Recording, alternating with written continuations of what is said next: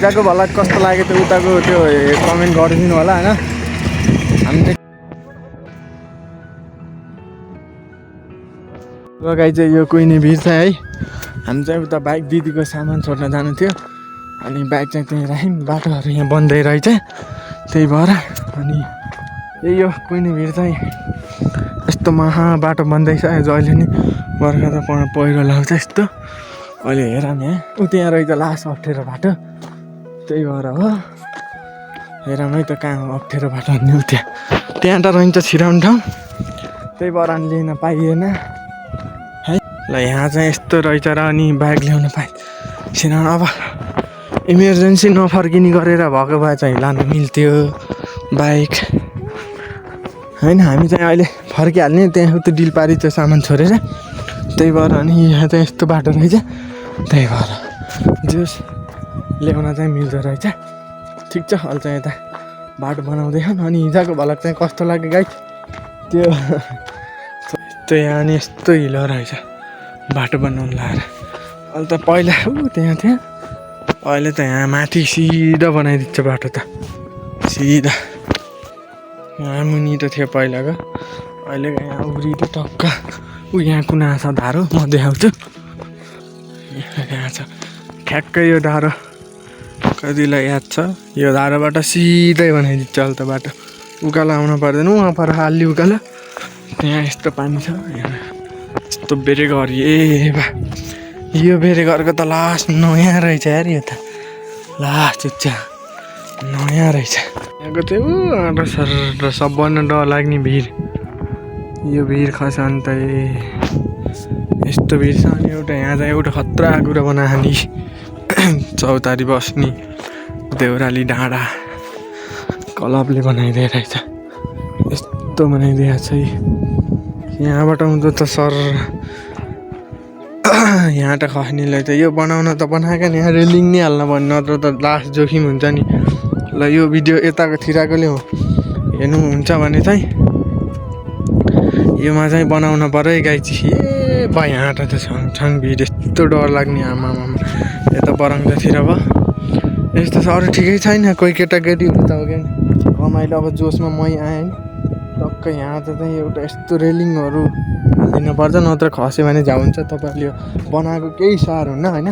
यदि यो भिडियो हेर्नुहुन्छ भने चाहिँ यो चाहिँ छिटै व्यवस्था गर्नु होला। ल यहाँबाट चाहिँ टक्क रेलिङ हालिदिनु होला। कोही फोटो खिच्दाखेरि यहाँ आउला नारो लाउला होइन डाँडो छ हावा लाउला उडाउला सकिएन लाइभ भनेको सकिएन यस्तो छ त। अनि ल त्यति चाहिँ बनाउनु पर्यो। ल यस्तो छ टक्क ल त्यो चाहिँ बनाउनु पर्यो गाइस। यसमा चाहिँ तपाईँहरूलाई अब यस्तो चिज देखाउँथेँ। ल हेरौँ यही हो गुराँसी खतरा चिज भनेको।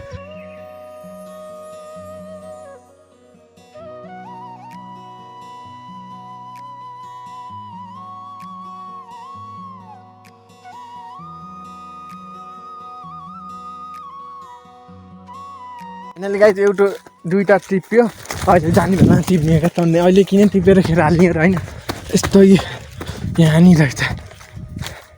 यो चाहिँ डरुवामा है हामी चाहिँ अब गुराँस टिपेर जान लागेको घर यहाँ यति टिपिन्छौँ म बुटा चढेर तलैबाट नि टिपिँदो रहेछ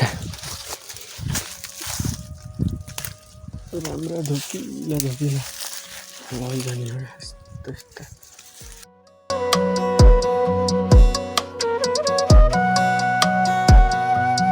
फाइनली हामी चाहिँ लाली गुराँस टिपेर हिँडिसक्यौँ। दिदी र बाइक यहाँ कुल्यो छ त्यहाँ दोदाले बाटो गराउँदै थियो र हो यस्तो गुराँसहरू टक्क बाटो यस्तो छ तोड्के त झन् अझ बबाल पाइन्छ। हामी चाहिँ यो दिदीको सामान छोड्न आएको त्यहाँ विदेश पठाउने पार्सल छोडेर अब हिँड्यौँ। अब यहाँ चाहिँ यहाँ फोटो खिच्दैछौँ टक्क गुराँसहरू लिएर आएर फोटो खिच्दैछौँ। आज मौसमले नि च्यालेन्ज गरेर चाहिँ फोटो राम्रै आएन किनकि यो के अरे पानी आउला जस्तो गरिन्छ त्यही भएर। अनि चाहिँ टक्क हामी यहाँ फोटो खिच्दैछौँ पानी आउला जस्तो गरेर फोटो राम्रै आएन घाम लगाए राम्रो आउँथ्यो।